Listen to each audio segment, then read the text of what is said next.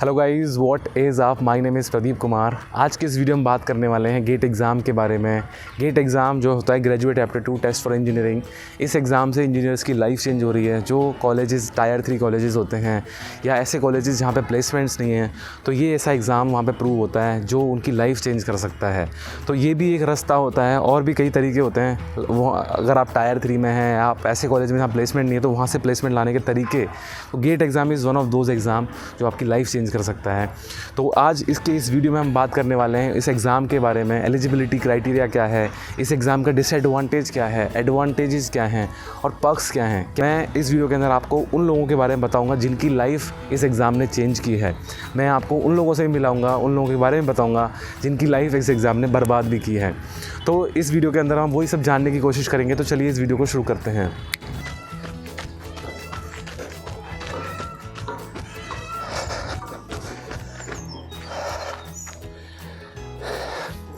तो गाइज़, अब हम बात करते हैं एलिजिबिलिटी के बारे में। गेट एग्ज़ाम की एलिजिबिलिटी क्या है। तो जो भी ग्रेजुएशन कर रहे हैं, बीटेक कर रहे हैं, कंप्यूटर साइंस, मैकेनिकल, सिविल, जितने भी इंजीनियरिंग के जो स्पेसिफिक फील्ड्स होते हैं, जनरली बीटेक वाले बच्चे गेट एग्ज़ाम देते हैं।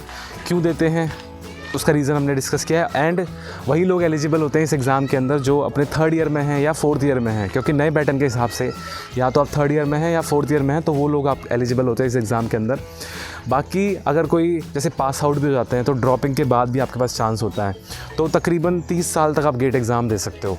इसकी एज लिमिट अराउंड मैं डाल दूँगा प्रॉपर क्या है, बट अराउंड 30 साल तक आप एग्ज़ाम दे सकते हो। तो गाइज़, अब हम बात करते हैं इस एग्ज़ाम की डिसएडवांटेज के बारे में। इस एग्ज़ाम की डिसएडवांटेज ये है, जो मेरा पर्सनल एक्सपीरियंस है, वो कि आपकी कोडिंग थोड़ी सी वीक हो जाती है। कोडिंग वीक क्यों हो जाती है? बिकॉज आप जो मेन क्रूशियल ईयर्स होते हैं हमारे बीटेक के 3rd और 4th ईयर, उस टाइम जनरली आप प्रिपरेशन को देते हो, तो उस टाइम आप कोडिंग पे फोकस नहीं कर पाते।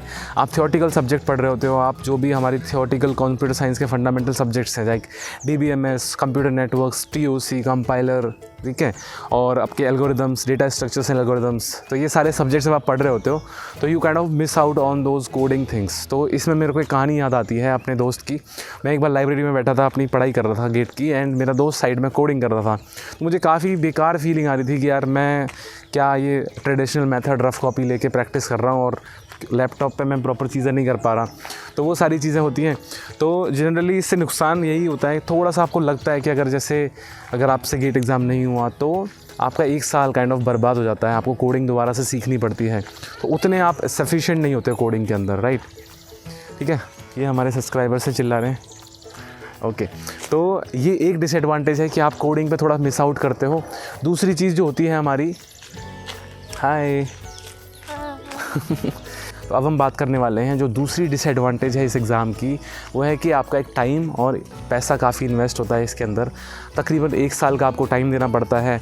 एंड दूसरा, आपका तकरीबन ऑन एन एवरेज 50,000 के अराउंड आपके खर्चे होते हैं। अगर आप एवरेज कोचिंग में जाते हो तो आपकी कोचिंग्स 1 लाख तक भी आती हैं। जनरली लोग इसके लिए ड्रॉप भी करते हैं, तो वो भी एक डिसएडवांटेज रहता है कि ड्रॉपिंग के बाद सिंगल पॉइंट ऑफ फेलियर होता है। अगर इस एग्ज़ाम में आप 3 घंटे के अंदर आप अच्छे नहीं कर पाए तो कोई फ़ायदा नहीं होता है उसकी कोचिंग का, ठीक है। तो बट जो फ़ायदा वाली चीज़ है, फॉर एग्ज़ाम्पल आप इस एग्ज़ाम में फ़ेल हो गए तो जो आपने पढ़ाई करी है वो तो आपको काम आएगी, बट एक रिज़ल्ट नहीं होगा आपके पास तो एडमिशन नहीं ले पाओगे, वो पढ़ाई आपको बाकी जगहों पे काम आ सकती है। तो ये एक डिसएडवांटेज है कि सिंगल पॉइंट ऑफ फेलियर है इस एग्ज़ाम के अंदर, ठीक है। 3 घंटे के अंदर आपका दिमाग नहीं चला तो एग्ज़ाम सारी तैयारी एक तरफ, आपके रिज़ल्ट एक तरफ। ओके, थर्ड डिसएडवांटेज जो है इस एग्ज़ाम की वो है कि थोड़ा पीयर प्रेशर रहता है, आपको दिमाग में स्ट्रेस रहता है जब आपकी प्रिपरेशन कर रहे होते हो, क्योंकि आपके सारे दोस्त कोडिंग कर रहे होते हैं, डीएसए पढ़ रहे होते हैं और इंटर्नशिप की तैयारी कर रहे होते हैं। वहीं आप थ्योरेटिकल सब्जेक्ट्स पढ़ रहे होते हो, फंडामेंटल कंप्यूटर साइंस के सारे सब्जेक्ट्स को पढ़ रहे होते हो, जो कि लोग पढ़ ही नहीं रहते हो, उनको पता ही नहीं है कि ये सब्जेक्ट्स है भी, जैसे टीओसी है, कंपाइलर है। आपको ऐसा लगता है कि मैं ये सब्जेक्ट्स क्यों पढ़ रहा हूँ, मैं इनको यूज़ कहाँ करूँगा। बट जब आप रियल लाइफ में देखते हो, प्रोडक्ट बेस्ड कंपनीज में जाते हो, इनके रियली में यूज़ होते हैं, ठीक है। तो वो सब्जेक्ट वेस्ट नहीं जाते, बट जो आपको लगता है उस समय कि मैं पीयर प्रेशर, वो काफ़ी आपको डिमोटिवेटिंग होता है। मैं अपना पर्सनल एक्सपीरियंस बता रहा हूँ कि मेरे को ऐसा लगता था। तो सबसे पहली जो एडवांटेज है गेट एग्ज़ाम की वो है कि अगर आपका गेट स्कोर अच्छा होता है तो आपको एडमिशन लेने का मौका मिलता है टॉप IITs, NITs और IIITs के अंदर। तो अगर आपका गेट स्कोर अच्छा है तो इन कॉलेजेस में आपको ऑफ़र होते हैं एमटेक पोजीशंस। आप एमटेक कर सकते हैं अपने स्पेसिफिक फील्ड से या किसी और फील्ड से, और काफ़ी IITs, NITs के अंदर आपको रिसर्च पोजीशंस भी ऑफ़र होती हैं। PhD में भी ये गेट स्कोर यूज़ होता है, और कुछ फॉरेन यूनिवर्सिटीज़ हैं जो गेट स्कोर का इस्तेमाल करती हैं। दूसरी एडवांटेजेस जो मैंने पर्सनली फ़ील की कि आपके फंडामेंटल कंप्यूटर साइंस के जो कॉन्सेप्ट्स हैं वो बहुत अच्छे हो जाते हैं। लाइक आप किसी को पढ़ा भी सकते हो वो सारी चीज़ें। तो जैसे मैंने सारे सब्जेक्ट्स कंप्यूटर साइंस के पढ़ रखे तो मुझे पता है इन डेप्थ एनालिसिस, अगर मेरे पास कुछ भी चीज़ आती है, मुझे न तो किसी प्रोग्रामिंग लैंग्वेज में आजकल डिफरेंस दिखता है कि ये प्रोग्रामिंग लैंग्वेजेस अलग क्यों हैं, और एल्गोरिदम्स, डेटा स्ट्रक्चर्स, DBMS और आपके ऑपरेटिंग सिस्टम, कंप्यूटर नेटवर्क्स, इनके आपके जो कॉन्सेप्ट्स हैं वो बहुत अच्छे हो जाते हैं। तो जब आपके इनके कॉन्सेप्ट बहुत अच्छे हो जाते हैं तो आपको जब आप प्लेसमेंट में बैठते हो, इंटरव्यूज़ देते हो, तो आपको फील होता है कि ये मुझसे कुछ पूछ ही नहीं रहे हैं, ऐसी स्पेसिफिक चीज़ कुछ पूछ ही नहीं रहे हैं और बहुत आसान है ये सब आंसर देना। तो ये एक मेरे को पर्सनली एडवांटेजेस लगा। तीसरी एडवांटेज वही कि यार जब आप टॉप कॉलेजेस के अंदर जाते हो तो आपके प्लेसमेंट्स वगैरह बहुत अच्छे होते हैं, और मैं लिटरली 120 लोगों को जानता हूँ गेट एग्ज़ाम के थ्रू जिनकी लाइफ चेंज हुई है। मैं ऐसे 10 लोगों को जानता हूँ जिनकी लाइफ बर्बाद भी हुई है। कैसे जानता हूँ? क्योंकि उन्होंने ड्रॉप किया था एंड वो सिंसियर नहीं थे इस एग्ज़ाम के चक्कर में। जैसे मैंने डिसएडवांटेज बताया था, सिंगल पॉइंट ऑफ फेलियर होता है, तो वो फेल हो गए थे एंड उनके पास उनका 1 साल भी वेस्ट हो गया और उनको टाइम ही नहीं मिला, और जब उनका 1 साल वेस्ट हुआ तो उनका वो टाइम नहीं मिला फिर और कुछ करने का। तो ये बर्बाद भी कर सकता है और आबाद भी कर सकता है। आबाद करने की प्रोबेबिलिटी ज़्यादा है, बर्बाद करने की थोड़ी सी कम है। तो अब हम बात करते हैं, अगर इस एग्ज़ाम में आपको इंटरेस्ट है, आपका मन कर रहा है एग्ज़ाम देने का और चाहते हो आप इस एग्ज़ाम में अपीयर होना और प्रिपरेशन करने की मन कर रहा है आपका, तो क्या क्या ऐसी टिप्स हैं और कैसे पढ़ाई करनी होती है, तो मेरे साथ शिवांग भैया, हम उनसे भी बात करेंगे। तो मेरा सबसे पहला है कि भाई आपको 3rd ईयर में प्रिपरेशन स्टार्ट करनी चाहिए कि 4th ईयर में करनी चाहिए?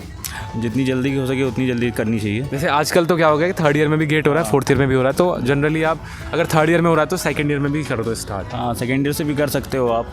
यूजुअली 1st ईयर में हम थोड़ा सा कोप अप हो रहे होते हैं कॉलेज में, तो 1st ईयर छोड़ के आप 2nd ईयर से स्टार्ट कर सकते हो इफ़ यू कैन स्टार्ट। ठीक है, तो प्रिपरेशन आप जितना जल्दी हो सके उतना स्टार्ट कर दो, बिकॉज आपका जो कॉलेज है वहाँ से निकलने का यही अच्छा तरीका है, आप गेट के थ्रू ही निकल पाओगे वहाँ से। अदरवाइज़ फिर बहुत ज़्यादा कंपटीशन है, टायर 3 2 प्रोडक्ट बेस वाला, तो बहुत ज़्यादा कंपटीशन रहता है। दूसरी चीज़ आती है कि कितने घंटे पढ़ाई होती है, कितना हमें टाइम डेडिकेट करना पड़ता है गेट एग्ज़ाम के लिए। तो मैं अपना बताऊँ, तुम भी अपना बताना। मैं अपना बताता था यार, मैं रोज़ पढ़ता था, कम 4-5 घंटे में पढ़ता था ऑन एन एवरेज। बाकी किस दिन तो 0 भी होता था, किसी दिन 8 घंटे भी हो गया, बट 3 से 4 घंटे मान के चलो ऑन एन एवरेज पढ़ना है। ज़्यादा भी नहीं पढ़ना होता है इसमें, बहुत ही सिंसियरिटी ज़्यादा मेन मुझे लगता है, सिंसियरिटी ज़्यादा इसमें, कंसिस्टेंसी आपको रखनी पड़ती है, अदरवाइज़ फिर जो आपने पढ़ा होता है वो भी भूल जाते हो। तो आप क्या कहना चाहते हैं शिवांग भाई? मेरा कहना ये है कि इट डिपेंड्स अपॉन कि आपने कब स्टार्ट किया। अगर आप जल्दी स्टार्ट करो तो एडवांटेज यही होता है कि आपके पास काफ़ी टाइम होता है, तो आप थोड़ा थोड़ा चंक में पढ़ के भी काम कर सकते हो। बट अगर आपने थोड़ा लेट स्टार्ट किया है तो आपको, जैसे मैंने स्टार्ट किया था 3rd ईयर की जो ब्रेक हुआ था उसमें, तो उस टाइम पे मैंने जब स्टार्ट किया था तो मुझे 5 से 6 घंटे पढ़ना पड़ता था रोज़, और कभी कभी ज़्यादा भी हो जाते थे, कभी कभी थोड़ा बहुत कम भी हो जाते थे। तो ओवरऑल आपको कंसिस्टेंसी मेंटेन करनी है, consistency is most important. Right, तो कंसिस्टेंसी की बात आती है। तीसरी आती है कि डीमोटिवेशन बहुत होता है जब हम इस एग्ज़ाम की प्रिपरेशन करते हैं, तो डीमोटिवेशन बहुत ज़्यादा ही मात्रा में आता है, बिकॉज हमारे पीयर्स करनी होते हैं, हमारे पास बहुत ही कम एग्जांपल्स भी होते हैं लुकअप करने के लिए कि किसको हम देख के करें। जैसे मेरे केस में तो मेरे भैया थे तो मैं उनको लुकअप करता था। तेरे केस में कौन था कि मोटिवेशन? यार मेरे केस में कोई स्पेसिफिकली ऐसा मोटिवेशन नहीं था, बट हाँ, चूँकि मैं यूट्यूब वीडियोज़ और बाकी सारी चीज़ें देखता था तो उससे मुझे पता था कि GATE is the only way, कि इसके अलावा और कोई ऑप्शन नहीं, क्योंकि मुझे पता था वहाँ पे हमारे कॉलेज में क्या सीन चल रहा है, वहाँ पे प्लेसमेंट्स का बहुत ही कम मतलब स्कोप था, तो that's why I went for get only. तो यही डीमोटिवेशन आता है, तो वीडियोस वगैरह से हेल्प हो जाती है। फिर आता है कि कॉलेज के साथ मैनेज करने में भी बड़ी दिक्कत होती है लोगों को। भाई 75 अटेंडेंस का भी सीन रहता है कई कॉलेजेस में ना, तो मेंटेन करने का भी यही रहता है कि यार जो आपके कॉलेज के सब्जेक्ट्स हैं वही इस गेट एग्ज़ाम में भी आते हैं। तो जब कॉलेज के सब्जेक्ट पढ़ रहे होते हो तभी सीरियसली पढ़ना स्टार्ट कर दो। या अगर आप ऐसा कर सकते हो कि जब आप वो सब्जेक्ट पढ़ रहे हो तो उसी टाइम पर अगर आप उसकी प्रिपरेशन कर लो तो उससे अच्छा कुछ हो नहीं सकता, क्योंकि एक तो उससे आपका जो मार्क्स होंगे कॉलेज के टाइम में वो इम्प्रूव होंगे और गेट की प्रिपरेशन तो हो ही रही है, तो उस टाइम पे काफ़ी अच्छा रहता है। बट इवन देन अगर आप नहीं कर पा रहे हो तो कोशिश करो कि जितना ज़्यादा टाइम हो सके उतना दो आप, और कॉलेज की बस जो रिक्वायर्ड नीड है उसको फुलफ़िल करो, बाकी अपना टाइम जो है वो अपने गेट प्रिपरेशन पे दो। तो यही हम डिस्कस करना चाहेंगे। हमने काफ़ी सारी इस वीडियो के अंदर डिस्कशन कर लिया, एडवांटेजेस क्या हैं, डिसएडवांटेज क्या हैं, और टिप्स भी आपको दे दी हमने कि कैसे पढ़ाई करनी है, एलिजिबिलिटी भी बता दिया। तो thank you so much Shivang भाई for showing up. Thanks and thank you this cameraman. I will description में लिंक डाल दूंगा भाई दोनों के इंस्टाग्राम अकाउंट का। तो यार मेन चीज़ होती है कि इस एग्ज़ाम की अच्छे से तैयारी करो। मैं हूँ, कोई भी डाउट होंगे, तुम्हारे को कोई भी दिक्कत होती है प्रिपरेशन में, तो मैं तुम्हारी हेल्प करूँगा, प्रॉपर गाइड करूँगा कि कैसे इस एग्ज़ाम को देना है। तो it is worth giving exam. जैसे मैंने बताया, मैं लिटरली 120 लोगों को जानता हूँ जिनकी लाइफ चेंज करी है इस एग्ज़ाम ने, एंड बहुत ही कम लोगों को जानता हूँ जिसकी लाइफ बर्बाद करी है इस एग्ज़ाम ने। तो अगर आप तैयारी करते हो तो डेफिनेटली आपके चांसेस बढ़ जाते हैं। कुछ ना कुछ नहीं होगा फाइनली, मान लो अगर कुछ हो ही नहीं रहा, एटलीस्ट तुम कंप्यूटर साइंस के सब्जेक्ट ही पढ़ लोगे इसमें ना। तो चलिए guys, thank you so much for watching this video. I hope to see you in the next one, and please don't forget to subscribe this channel. Bye bye, take care, नमस्कार।